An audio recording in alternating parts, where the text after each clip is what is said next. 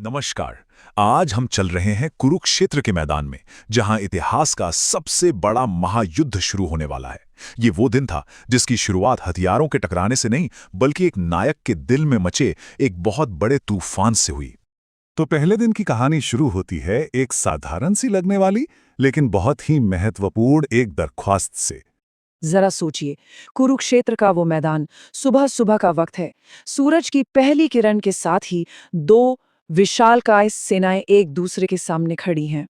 लेकिन ये कोई मामूली भीड़ नहीं थी। नहीं, ये थीं दो खतरनाक सैन्य रचनाएं जो एक दूसरे को मिटा देने के लिए पूरी तरह तैयार थीं। एक तरफ थे कौरव, जिनकी कमान थी भीष्म पितामह के हाथों में। उन्होंने अपनी सेना को एक अभेद्य व्यूह में खड़ा किया था और दुर्योधन का उत्साह तो सातवें आसमान पर था। दूसरी तरफ थी पांडव सेना, सेनापति धृष्टद्युम्न के नेतृत्व में। उन्होंने बनाया था शक्तिशाली वज्रव्यूह। मतलब ये सिर्फ सैनिकों का जमावड़ा नहीं था, ये रणनीति का एक शानदार प्रदर्शन था। और फिर वो हुआ, शंखनाद गूंज उठा, ढोल नगाड़े तुरैयों का ऐसा शोर जिसने ऐलान कर दिया कि इतिहास का सबसे बड़ा युद्ध अब शुरू हो चुका है। हवा में एक अजीब सा तनाव था। धनुष पर तीर चढ़ चुके थे, बस एक इशारा और खून की नदियां बह जाती। पर अचानक सब कुछ एकदम शांत हो गया, जैसे किसी ने वक्त को ही रोक दिया हो। पूरा युद्ध का मैदान एकदम सन्न, लाखों सैनिकों की सांसें अटक गईं। युद्ध ही रुक गया। पर क्यों? आखिर वजह क्या थी? वजह था एक योद्धा। वो योद्धा थे अर्जुन। तो हुआ ये कि अर्जुन ने कृष्ण से कहा, रथ को दोनों सेनाओं के बीच में ले चलिए, मुझे देखना है कि मुझे लड़ना किससे है। लेकिन कृष्ण के मन में तो कुछ और ही चल रहा था। उन्होंने रथ को कहीं और नहीं, बल्कि ठीक उन दो लोगों के सामने जाकर खड़ा कर दिया जिन्हें अर्जुन सबसे ज्यादा प्यार और सम्मान देते थे। उनके दादा भीष्म पितामह और उनके गुरु द्रोणाचार्य। बस यही वो पल था जिसने अर्जुन के मन में उस संकट को जन्म दिया। जब अर्जुन ने अपनी आंखों से देखा कि उनके सामने कोई और नहीं, उनके अपने दादा, उनके गुरु, उनके भाई दुश्मन बनकर खड़े हैं, तो उनका सारा युद्ध कौशल, सारा पराक्रम जैसे जमसा गया। जमीन पर रख दिया उन्होंने अपना दिव्य धनुष गांडीव और कह दिया कि मैं नहीं लड़ूंगा। जरा सोचिए, वो योद्धा जिसके दम पर पांडव ये युद्ध लड़ने आए थे, वही अब हथियार डाल चुका है। इसी निराशा के अंधेरे में उनके सारथी भगवान कृष्ण ने उन्हें याद दिलाया उनके क्षत्रिय धर्म के बारे में, यानी एक योद्धा का वो सबसे बड़ा कर्तव्य जो उसकी अपनी भावनाओं से, उसके अपने दुख से कहीं ऊपर होता है। ये सिर्फ एक लड़ाई नहीं थी, ये धर्म की स्थापना का सवाल था। और यहीं से शुरू होता है गीता का वो ज्ञान जो सदियों से इंसानियत को राह दिखा रहा है। कृष्ण ने समझाया कि ये लड़ाई जमीन के टुकड़े के लिए नहीं है, ये धर्म के लिए है। आत्मा तो अमर है, उसे कोई नहीं मार सकता। इसलिए एक योद्धा को अपना कर्तव्य निभाना चाहिए और धर्मयुद्ध से मुंह मोड़ना सबसे बड़ा पाप है। तो अब अर्जुन तैयार थे। सेनाओं में फिर से जोश भर गया। लगा कि बस अब तो युद्ध शुरू हो ही जाएगा। लेकिन ठहरिए, कहानी अभी बाकी थी। पहला तीर चलने से ठीक पहले मैदान पर कुछ ऐसा हुआ जिसकी किसी ने उम्मीद तक नहीं की थी। धर्मराज युधिष्ठिर ने कुछ ऐसा किया जो आज के जमाने में तो कोई सोच भी नहीं सकता। उन्होंने अपने हथियार रख दिए, कवच उतारा और अकेले पैदल ही दुश्मन की सेना की तरफ चल पड़े। दोनों तरफ की सेनाएं बस देखती रह गईं। सब हैरान थे। किसी को समझ नहीं आ रहा था कि ये हो क्या रहा है। युधिष्ठिर सीधे गए पितामह भीष्म के पास, उनके पैर छुए और उनसे युद्ध की इजाजत मांगी। और सिर्फ इजाजत नहीं, जीत का आशीर्वाद भी मांगा। धर्म के इस इनक्रेडिबल डिस्प्ले को देखकर भीष्म पितामह इतने खुश हुए कि उन्होंने, जो कि दुश्मन सेना के कमांडर इन चीफ थे, युधिष्ठिर को जीत का आशीर्वाद दे दिया। विजयी भव। सोचिए, उन्होंने अपने ही खिलाफ जीत का वरदान दे दिया। और ये तो बस शुरुआत थी। युधिष्ठिर ने वापस आकर ऐलान किया, अगर कौरवों की सेना में किसी को भी लगता है कि धर्म हमारी तरफ है, तो वो हमारे साथ आ सकता है। और ये सुनते ही दुर्योधन का ही एक भाई युयुत्सु कौरवों को छोड़कर पांडवों की तरफ आ गया।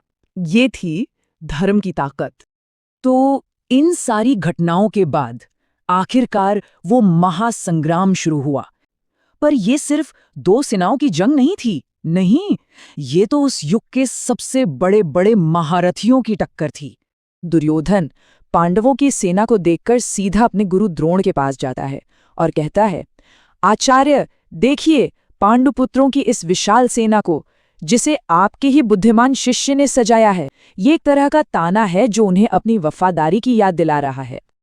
अब दुर्योधन पांडव सेना के बड़े बड़े योद्धाओं की गिनती शुरू करता है और ये लिस्ट वाकई में बहुत प्रभावशाली है। सात्यकी, विराट, द्रुपद, और वो कहता है कि ये सब भीम और अर्जुन जैसे महारथी हैं। और ये गिनती अभी रुकी नहीं है। धृष्टकेतु, चिकितान, काशी के राजा, पुरुजीत, कुंतीभोज, शैब्य, हर एक नाम अपने आप में एक जीती जागती किंवदंती है। ये सिर्फ सैनिक नहीं, ये तो खुद में एक सेना है। और फिर युधामन्यु, उत्तमौजा, अभिमन्यु और द्रौपदी के पुत्रों का नाम आता है। दुर्योधन ये साफ कर रहा है कि पांडवों की सेना किसी भी तरह से कमजोर नहीं है और हर एक योद्धा एक बहुत बड़ा खतरा है। दुश्मन की ताकत गिनाने के बाद दुर्योधन अब पासा पलटता है। वो द्रोण को याद दिलाता है कि हमारी अपनी सेना में भी बड़े बड़े धुरंधर मौजूद हैं। और ये लिस्ट भी कुछ कम नहीं। खुद द्रोणाचार्य, पितामह भीष्म, कर्ण, कृपाचार्य, अश्वत्थामा, ये वो नाम हैं जिन्हें अजेय माना जाता था। तो सेनाओं का आकलन हो चुका है, बातें खत्म, अब टकराव का समय है। और इस महायुद्ध की शुरुआत होती है एक शक्तिशाली ध्वनि से। दुर्योधन का हौसला बढ़ाने के लिए कौरवों में सबसे बड़े पितामह भीष्म शेर की तरह गरजते हैं और अपना शंख बजाते हैं। ये एक अकेली आवाज थी जिसने खामोशी को चीरकर युद्ध का ऐलान कर दिया। लेकिन पांडवों का जवाब वो अकेला नहीं था, वो तो एक सैलाब था। पहले श्री कृष्ण ने अपना पांचजन्य शंख बजाया, फिर अर्जुन ने देवदत्त, फिर भीम ने पौंड्र, युधिष्ठिर, नकुल, सहदेव और फिर उनके सभी सहयोगियों ने एक साथ अपने अपने शंख बजा दिए। ये उनकी एकजुट शक्ति का प्रदर्शन था।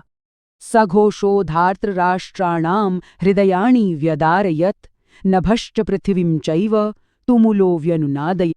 इसका असर ये हुआ कि वो भयानक आवाज जो आकाश और धरती में गूंज रही थी, उसने धृतराष्ट्र के पुत्रों के दिलों को चीर कर रख दिया।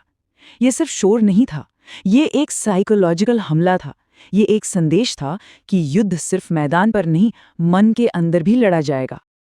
और इस पूरे शोर और हंगामे के बीच अब हमारी नजर जाती है कहानी के मुख्य नायक अर्जुन पर, जो अब एक्शन के लिए पूरी तरह तैयार है।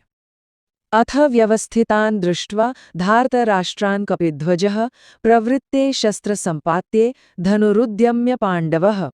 और ठीक उसी पल जब धृतराष्ट्र के बेटों की सेना सामने खड़ी थी, हनुमान जी के ध्वज वाले रथ पर बैठे अर्जुन ने अपना धनुष उठा लिया।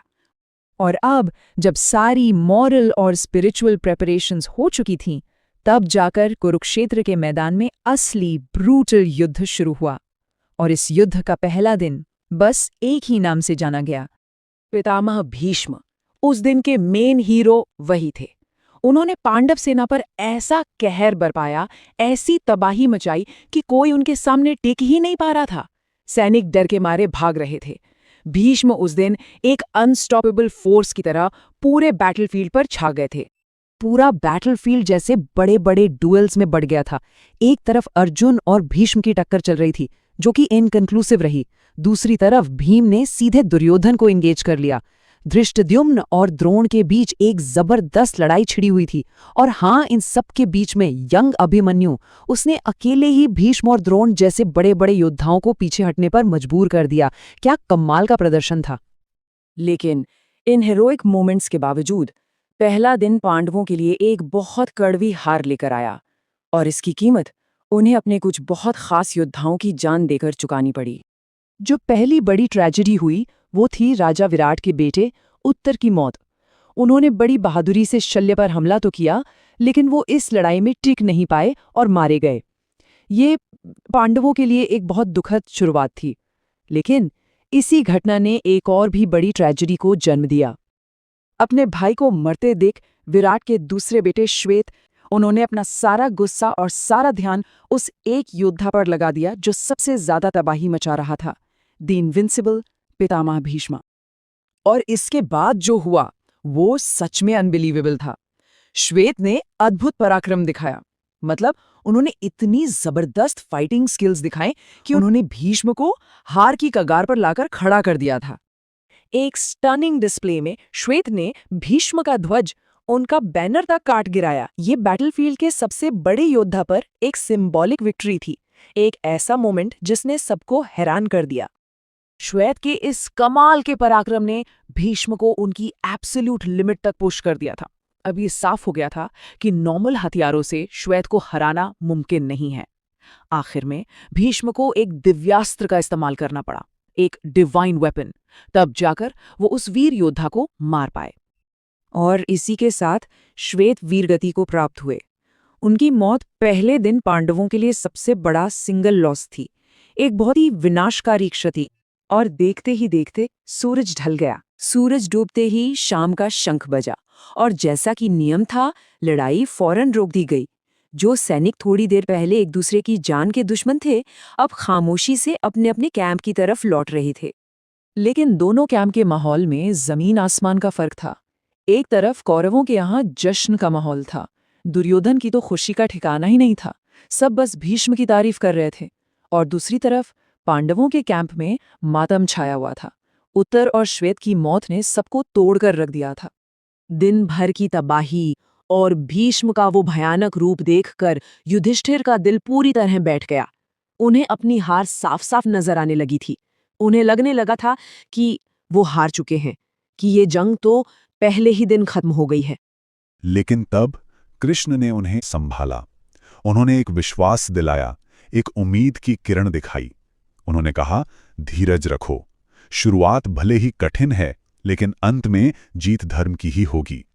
ये सिर्फ दिलासा नहीं था, ये एक वादा था जो आने वाले 17 दिनों के युद्ध की नींव रख रहा था।